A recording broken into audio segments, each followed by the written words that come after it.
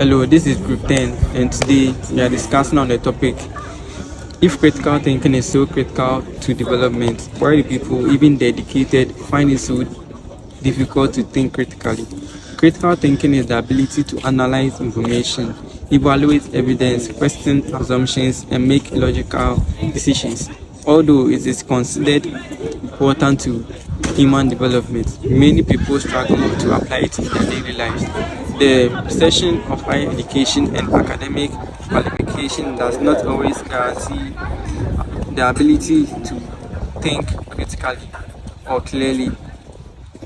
Critical thinking involves self-discipline, self-correction, and the willingness to recognize personal mistakes and biases. It requires people to actively examine their own thoughts rather than simply accept information. The difficulty in thinking critically is pressure. Influenced by pressures. Many schools focus more on memorization and passing exams than on developing deep understanding and independent, challenging popular opinions, which may limit the objective reasoning. Therefore, educated individuals may have knowledge and qualification but still lack strong critical thinking skills. Developing critical thinking require intellectual skills. Developing critical thinking also open the mind and continuous reflection. Thank you. To present the case for critical thinking. This means that the reason why critical thinking is important to environment. Critical thinking is important because it helps to make logical decisions, solve problems, and judge information using the evidence. It supports good relationship, national development, and informed citizenship. To summarize, critical thinking helps people to make better decisions based on facts and evidence rather than emotions or assumptions. Cognitive and psychological barriers. Human beings often avoid critical thinking because their brain naturally prefers quick and easy decisions. Daniel explains that the minds work through two systems: fast, automatic thinking, and slow, analytical thinking. People often rely on quick judgment instead of careful reasoning. This can lead to cognitive biases that affect how we understand reality.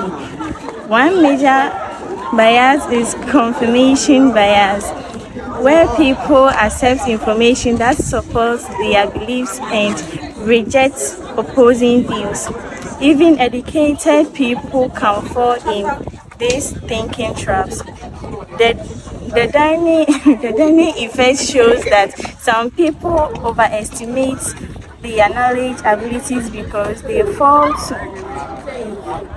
fail to recognize their limitations. Highly educated individuals may wrongly apply their expertise to areas they do not understand. Emotions and social identities can also block logical thinking by making people defensive towards new ideas.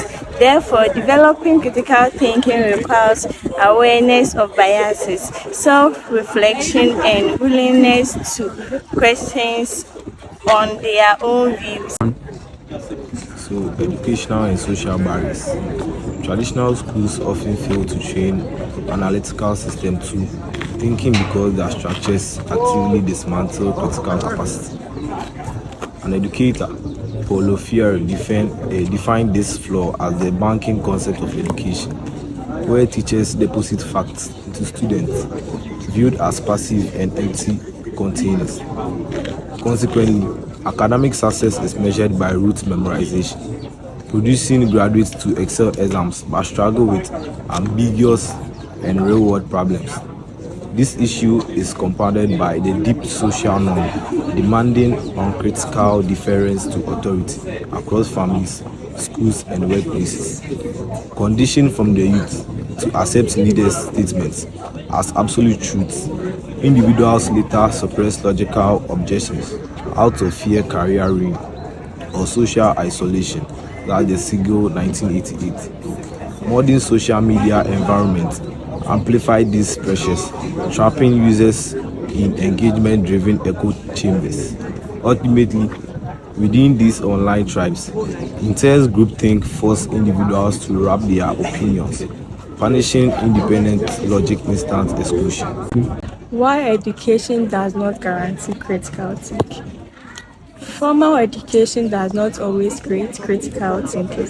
Society often wrongly assumes that degrees and certificates prove intelligence and wisdom. Some people succeed in school by memorizing information without learning how to question and analyze.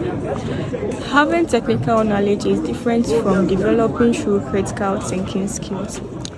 A person can be highly educated but still lack humility and openness to new ideas. Carol Dweck explains that fixed mindsets can make people resistant to change and correction. True critical thinking requires questioning one's own beliefs and accepting mistakes. Intellectual humility helps people understand the limits of their knowledge. Education system often focus more on performance than self-reflection. Therefore, a person can be educated yet still lack the ability to think critically. That's ways forward. Change is possible through improvement in education, societies, and individual behaviors. Schools and universities should promote active learning, group discussions, and role-case students to strengthen critical thinking skills. Students should also learn to identify and overcome biases, past courses rather than limited to general studies. Societies can support this by promoting media literacy and encouraging evidence-based thinking. Individuals can develop these skills by questioning assumptions, viewpoints, and thinking carefully before sharing information. These authors believe that practicing these habits will help students become better thinkers and contribute positively to society. Thank you. My name is Osiru Surishma, and I'll be talking about education and social barriers. So, education and social barriers play a major role in limiting critical thinking. Although schools are expected to develop analytical skills, many education systems emphasize memorizing instead of reasoning. Fiore described this approach as the banking concept of education, where students passively receive information from teachers rather than actively engaging with ideas. This method rewards intellectual pursuit and struggle with real-world problems. Society also encourages unquestioning obedience to authority. Authority figures such as parents, teachers, religious leaders, and employers. From an early age, people are often taught to accept authority without criticism, making them hesitate to challenge errors or contradiction. To conclude, it is incredibly frustrating that genuine critical thinking remains so rare, even among highly educated people. But when we look closely, the reason makes perfect sense. Critical thinking is essential for development because it promotes sound decision making, innovation, democratic participation, and personal growth. Reaffirming our central thesis, critical thinking can never be achieved passively by sitting in a classroom and collecting degrees or certificates. It is a conclusion, active choice that requires intense daily effort and profound intellectual humility.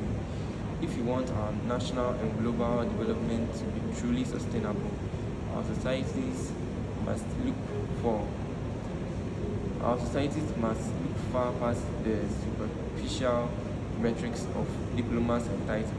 We must invest heavily in reshaping our entire educational and cultural systems into open communities of inquiry. Thank you.